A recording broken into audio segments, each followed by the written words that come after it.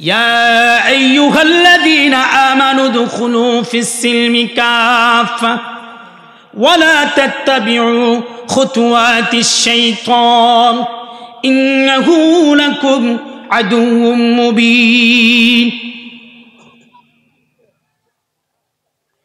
मेरे भाई, अल्लाह रब्बुल इज्जत वल जलाल এই কোরআনুল হাকিম আল্লাহ পাক আমাকে আপনাকে পথ নির্দেশন দেওয়ার জন্য এই রশিকে আমাদের জন্য পথপ্রদর্শক হিসেবে পাঠিয়েছেন পৃথিবীর বুকে। আল্লাহ রব্বুল ইজ্জত এই কোরআনকে দেখে দেখে আমাদেরকে জান্নাতের রাস্তাগুলোকে অবলম্বন করার জন্য বলেছেন। আজ দুঃখ এবং পরাক্রান্ত হৃদয় নিয়ে বলতে হয়, মুসলমান এই কোরআন থেকে অনেক দূরে সরে গিয়ে মুসলমান আজকে জান্নাত খোঁজে।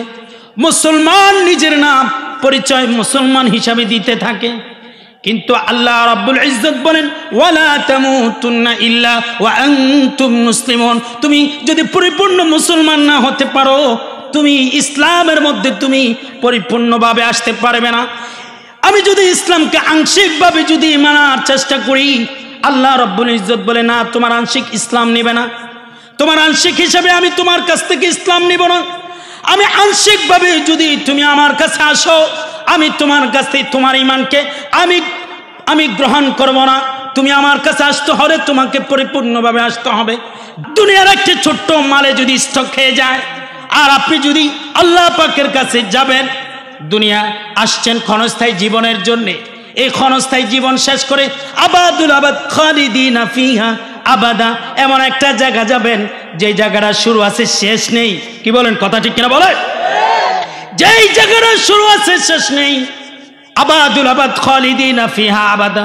ও আমার প্রধানমন্ত্রী, ও আমার এমপি মহোদয়, ও আমার মন্ত্রী মহোদয়, ও আমার রাষ্ট্রপতি মহোদয়, ও আমার চেয়ারম্যান, ও আমার মেয়র, ও আমার প্রতিনিধিত্ব যারা করছেন, ও আমার ভাই, ও আমার জ্ঞানী ভাই, ও আমার বোন, ও আমার মা, সকলকে বলছি, যদি একটা শিপমেন্ট যদি ক্যান্সেলড হয়ে যায় ছোট্ট একটা এফেক্ট হওয়ার কারণে, তাহলে আপনার ইমানের এই বদলতে আপনি বিশাল জান্নাত পাবেন। ওই ইমানের মধ্যে যদি কোনো ঝামেলা হয়, আপনি কি জান্নাত পাওয়ার আশা করতে পারেন? কথা বলে।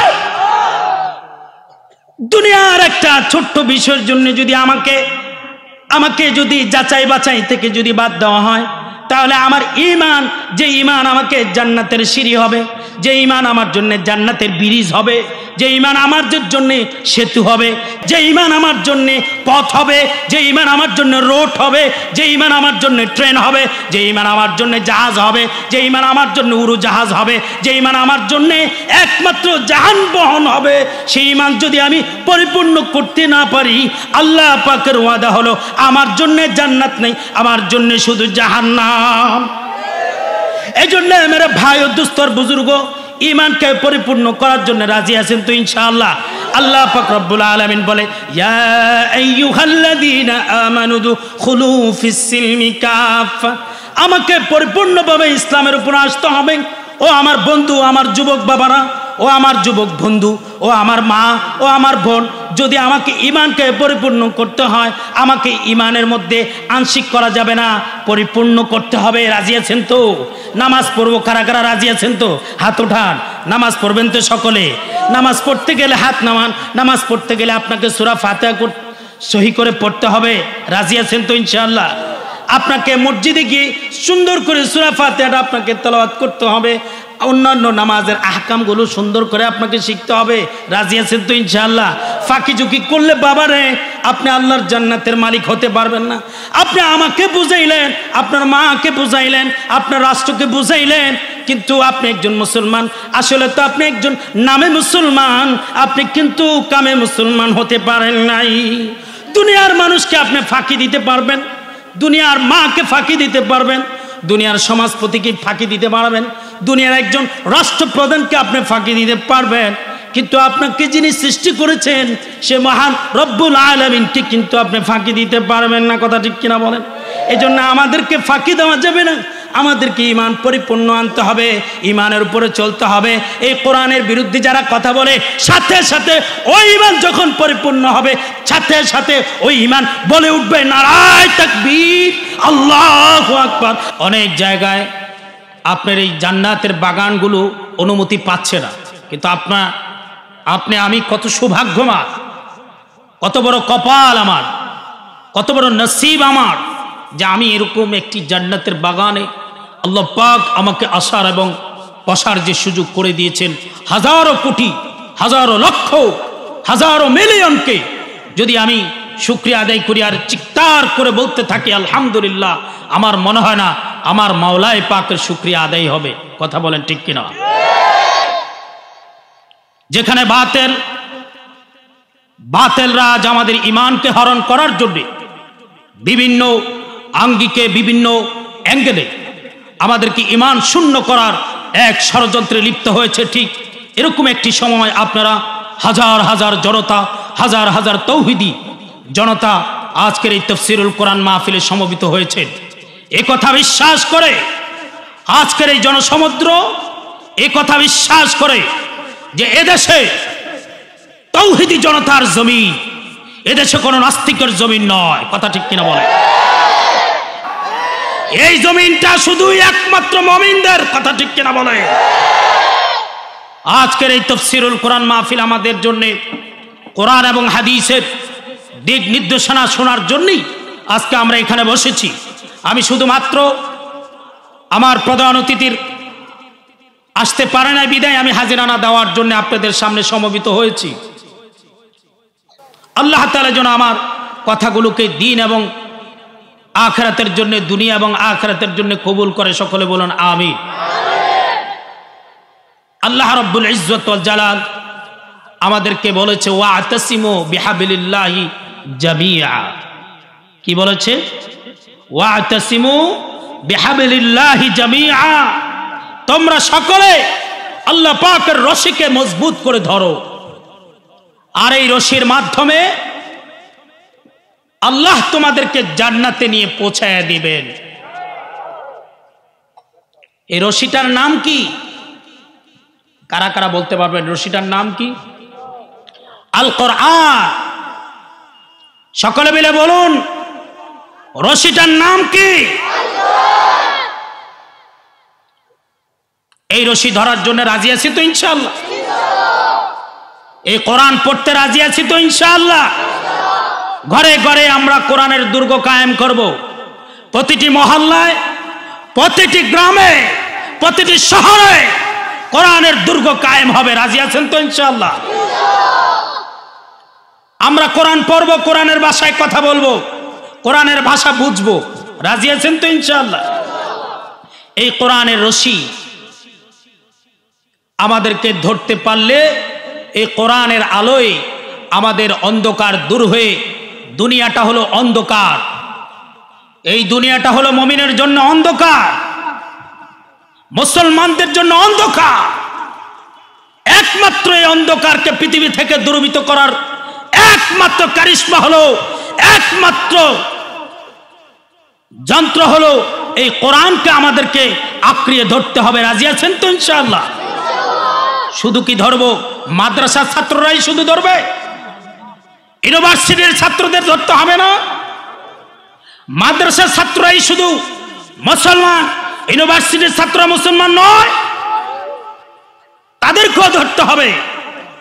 রাষ্ট্রপ্রধান থেকে একেবারে তৃণমূল পর্যন্ত এই কোরআনকে আমরা এস্টাবলিশ করতে চাই। রাজি আছেন তো ইনশাআল্লাহ?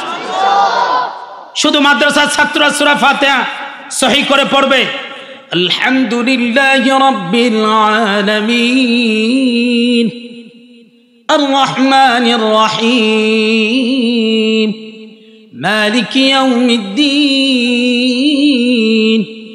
ইয়্যাকা না'বুদু ওয়া ইয়্যাকা নাস্তাঈন ইহদিনাস সিরাতাল মুস্তাকিম সিরাতাল লাযীনা আন'আমতা আলাইহিম গায়রিল মাগদুবি আলাইহিম ওয়ালাদ-দাল্লিন।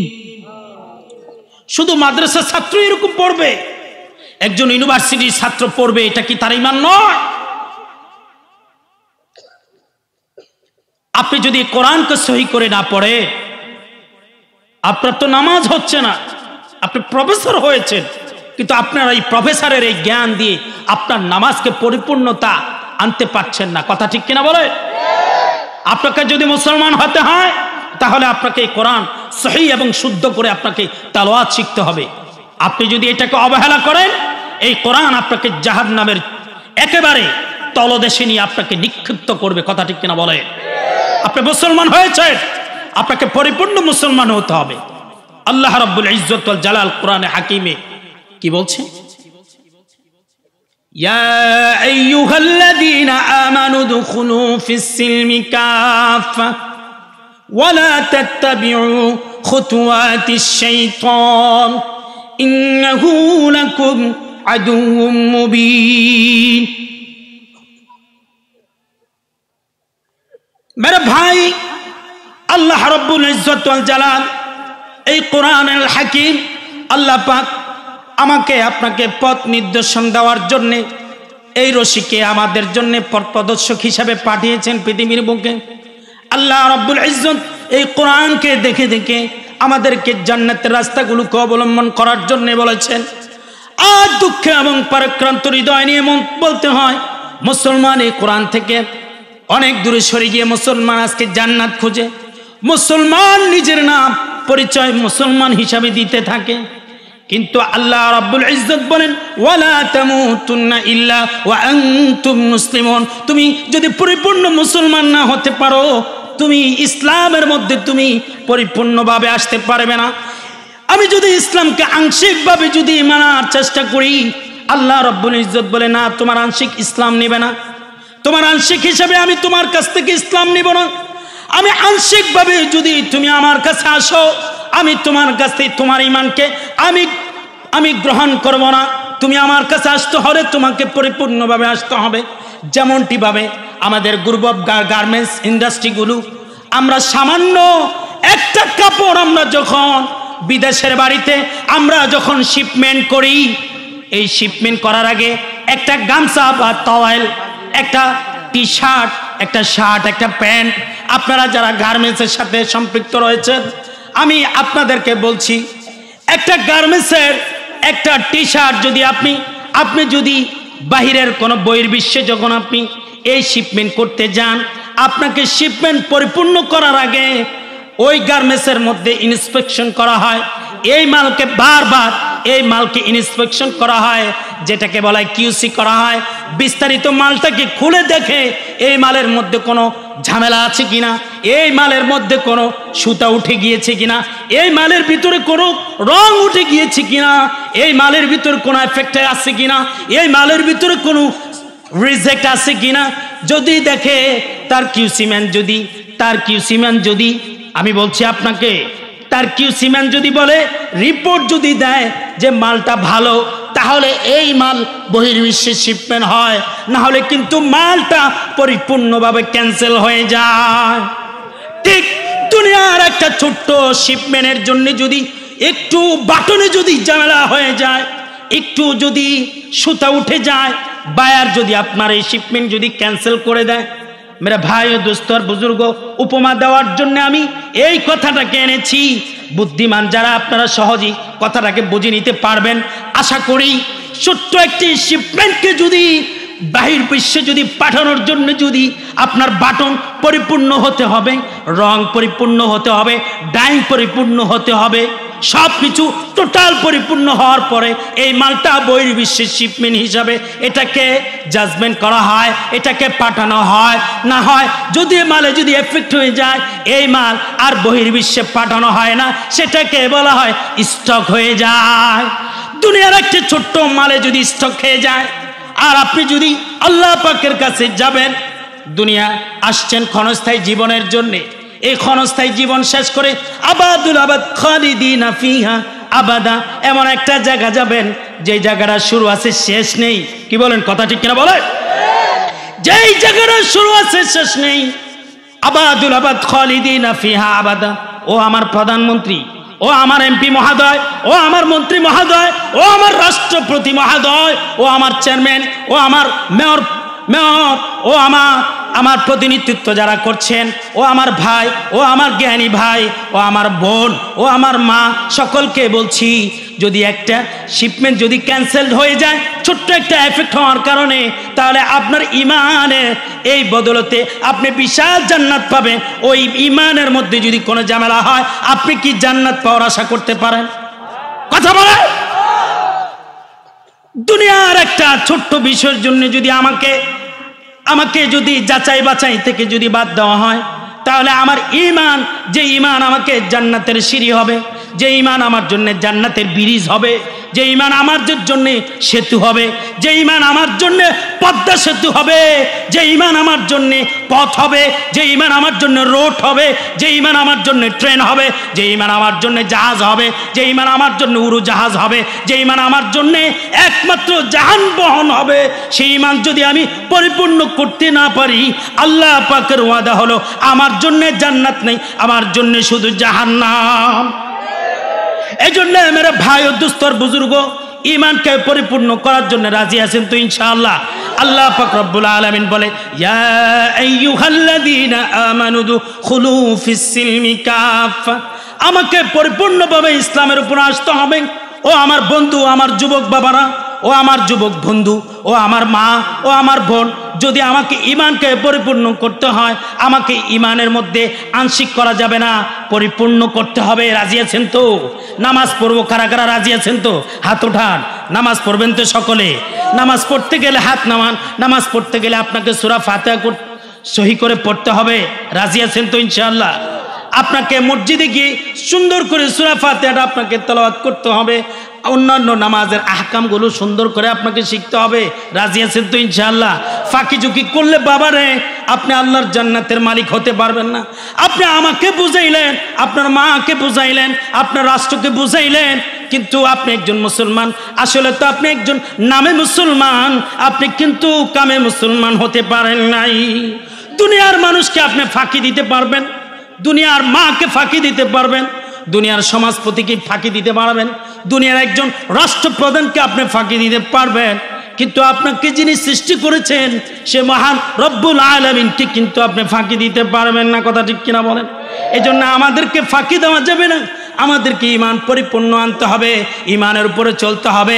এই কোরআনের বিরুদ্ধে যারা কথা বলে, সাথে সাথে ওই ইমান যখন পরিপূর্ণ হবে, সাথে সাথে ওই ইমান বলে উঠবে নারায়ে তাকবীর, আল্লাহু আকবার। আমার সাথে সাথে বলুন নারায়ে তাকবীর, আল্লাহু আকবার। যদি আপনার ইমান যদি পরিপূর্ণ না হয়, আপনার ইমান যদি আংশিক হয়, আপনি মাঝে মাঝে বলবেন পর্দা না করলেও চলবে, কোরআন মাঝে মাঝে না পড়লেও চলবে, নামাজ মাঝে মাঝে না পড়লেও চলবে, সুদ মাঝে মাঝে খাইলেও চলবে, পর্দা না করলেও মাঝে মাঝে চলবে, আলেমকে মাঝে মাঝে অসম্মান করলেও চলবে।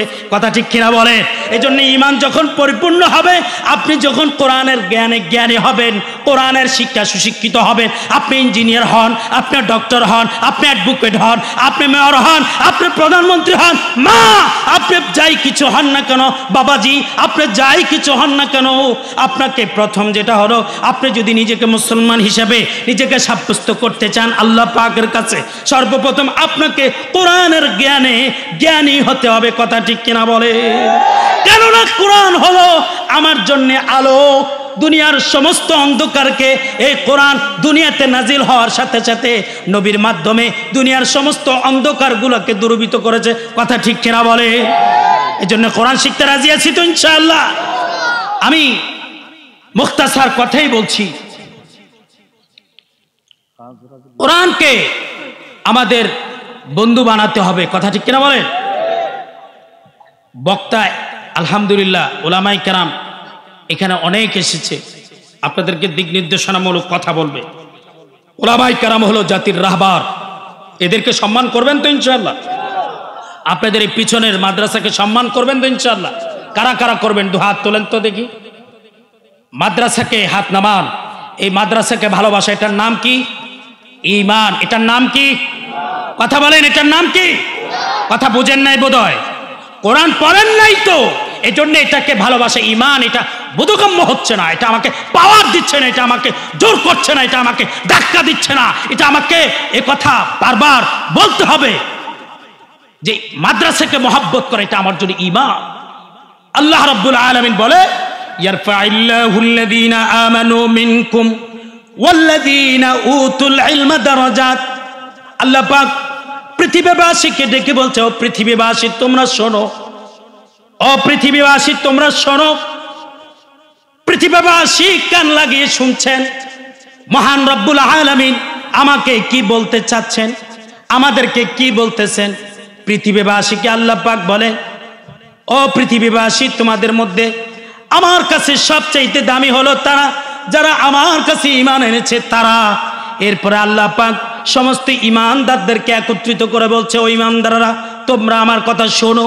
তোমাদের মধ্যে তোমরা তো ঈমানওয়ালা, তোমরা তো ঈমানদার, তোমাদের মধ্যে সবচেয়ে মর্যাদাবান কারা তোমরা জানো নি? পৃথিবীর সমস্ত ঈমানওয়ালারা আল্লাহ পাককে বলছেন, ও রব্বুল ইজ্জত আমরা জানতে চাই, শুনতে চাই পৃথিবীর মধ্যে কারা দামি। আমরা তো জানি পৃথিবীর মধ্যে দামি হলো প্রধানমন্ত্রী, আমরা তো জানি পৃথিবীর মধ্যে দামি হলো এমপিরা। কথা ঠিক কিনা বলে? আমাদের মধ্যে এমন অনুশোচনা হয়, আমাদের মধ্যে এমন ধারণা হয়, আমাদের মধ্যে এমন মন্তব্য হয় যারা মাদ্রাসা পড়ে আলেম হয় তারা বুঝি কম দামি। কথা ঠিক কিনা বলেন? না না না, আল্লাহ রাব্বুল আলামিন কোরআন হাকিমে বলে ইয়ারফাইল্লাহুল্লাযীনা আমানু মিনকুম ওয়াল্লাযীনা উতুল ইলমা দারাজাত। আল্লাহ পাক বলে আমি তাদেরকে ঈমানওয়ালাদের মধ্যে আমি তাদের মর্যাদাকে এত বেশি বৃদ্ধি করেছি, আসমান ও জমিনের উপরে, আসমান ও জমিনের নিচে, পৃথিবীর এই ভূখণ্ডের মধ্যে তাদের চাইতে দামি মানুষ এই পৃথিবীতে কোনোদিন হতে পারে না। এজন্য তাদেরকে মর্যাদা দিবেন তো, নাকি বলবেন গার মটকায় দিব? বলবেন? কোন মূর্খ কোন নেতার পক্ষে হয়ে আমি আমার ঈমানকে হারাবো না। রাজি আছেন তো ইনশাআল্লাহ? রাজি আছেন তো ইনশাআল্লাহ? আগামী দিনে এই তৌহিদি জনতার এই ভূখণ্ডকে, এই জনপদকে কোন নাস্তিক আর বেঈমান আমাদের থেকে এই ভূখণ্ডকে ছিনিয়ে নিতে পারবে না। রাজি আছেন তো ইনশাআল্লাহ? ঈমানের মোকাবেলায় ঈমান দিয়ে এই তৌহিদি জনতাকে নিয়ে আমরা এই নাস্তিকদের মোকাবেলা করব। রাজি আছেন তো ইনশাআল্লাহ? আল্লাহ পাক আমাদেরকে কবুল করুন, আজকের এই তাফসীরুল কোরআনকে কবুল করুন, আজকের এই মাদ্রাসার সমস্ত মেহনতকে কবুল করুন। আমিন। ওয়া আখির দাওয়ানা আনিল হামদুলিল্লাহি রাব্বিল আলামিন।